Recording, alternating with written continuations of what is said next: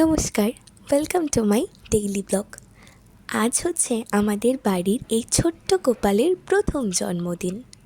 প্রথম জন্মদিন বললাম এই কারণে যে আজকে এই ছোট্ট গোপু মহারাজকে আমাদের বাড়িতে প্রথম প্রতিষ্ঠা করা হলো। যেহেতু তার জন্মদিন এবং সে নতুন আমাদের বাড়িতে এসেছে, তাই তার পছন্দের খাবারের আয়োজনে কিন্তু কোনো ত্রুটি করা যাবে না।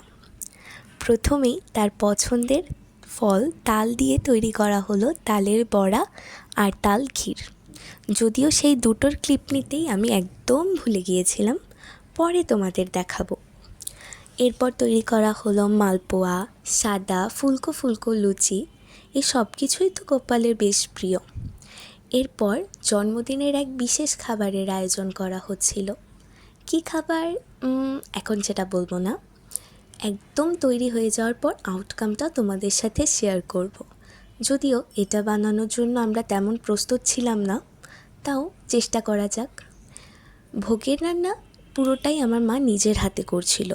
তো রান্না যখনই প্রায় শেষের দিকে, আমি চলে গেলাম চটপট তৈরি হওয়ার জন্য। আজ জন্মাষ্টমীতে প্রথমবার আমি একটা শাড়ি পরলাম। এই ব্লু কালারের ব্লাউজটা আমার বেশ ফেভারিট। যদিও 2 বছর আগে প্রায় কিনেছি, কিন্তু পরলাম আজকেই প্রথম। বাড়িতেই থাকা হবে আর প্রচণ্ড গরম, তাই বেশি সাজগোজ করলাম না, হালকার মধ্যে তৈরি হয়ে নিলাম। এরপর যেতে হবে গোপালের কাছে তার অভিষেকের প্রস্তুতির জন্য। অভিষেকের জন্য যা যা প্রয়োজন, অর্থাৎ ঘি, মধু, দুধ, ডাবের জল, গঙ্গা জল, গোলাপ জল, চন্দন, আর এটা হচ্ছে তুলসী ও কর্পূর মিশ্রিত জল, এগুলো হাতের কাছে তৈরি করে নিলাম যাতে অভিষেক করানোর সময় সুবিধা হয়। এবার গোপুকে একটা ছোট্ট তামার পাত্রের ওপর বসালাম। এবার আমি, আমার মা আর আমার ছোট ভাই, আমরা 3 জন আমাদের বাড়িতে উপোস ছিলাম। 3 জনই একে একে তার অভিষেক করিয়েছি। আমাদের না অভিষেকের জন্য ফলের রসও ছিল, সেটা আলাদা জায়গায় রাখাতে ক্লিপ করা হয়নি। যাই হোক, খুব আস্তে আস্তে, যাতে ওর কোনো ব্যথা না লাগে, খুব সাবধানে ওকে আমরা প্রত্যেকটা উপকরণ দিয়ে সুন্দর করে অভিষেক করাচ্ছিলাম। আচ্ছা, কি সুন্দর আর মিষ্টি লাগছে গোপুকে, তাই না? তোমরা জানিও তো, বা তোমাদের বাড়ির গোপালের কোনো ফটো থাকলে আমার সাথে শেয়ার করো। আমার কিন্তু আমাদের গোপালকে ভীষণ পছন্দ হয়েছে। তো আমি আস্তে আস্তে একের পর এক উপকরণ দিয়ে সুন্দর করে ওর অভিষেক করালাম। প্রত্যেকটা উপকরণের নাম আগেই বলেছিলাম, তাই আর এখন রিপিট করছি না। এই হচ্ছে ফলের রসটা। যদিও ড্রাগন বেশি দেওয়াতে বা এর কালারটা হয়তো বা বেশি ডিপ হওয়াতে এই রঙটাই বেশি দেখা যাচ্ছে, তবে এখানে আমরা প্রায় 5-6 রকমের ফলের রস ব্যবহার করেছিলাম। এরপর এই তো আমার মা গোপুকে অভিষেক করাচ্ছে। ছোট মানুষ তো, যদি ঠান্ডা লেগে যায়, তাই আমরা সব কিছুই বেশ পরিমাণে কম কম দিচ্ছিলাম। এটা হচ্ছে আমাদের মানুষদের গোপালের প্রতি একটা ভালোবাসা, সেখান থেকেই বলা। যাই হোক, অভিষেক কিন্তু প্রায় শেষের দিকে, এবং দেখে মনে হচ্ছে গোপাল কিন্তু বেশ এনজয় করছে পুরো ব্যাপারটা।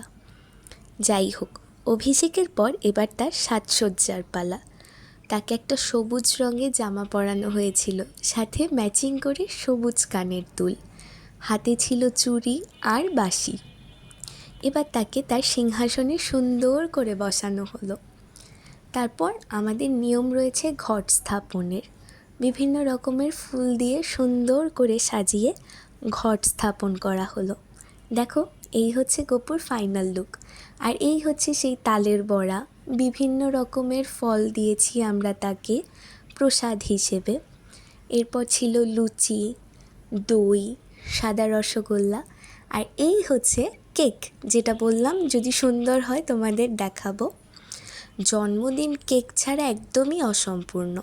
আর ছোট্ট মানুষের জন্য একটা ছোট্ট কেক, ছানা, মাখন, তাল ক্ষীর, দুধের ক্ষীর, দই, ডাবের জল, মালপোয়া, সুজি, সব কিছু তার পছন্দ মতো দিয়ে সুন্দর করে সাজিয়ে দেওয়া হয়েছিল।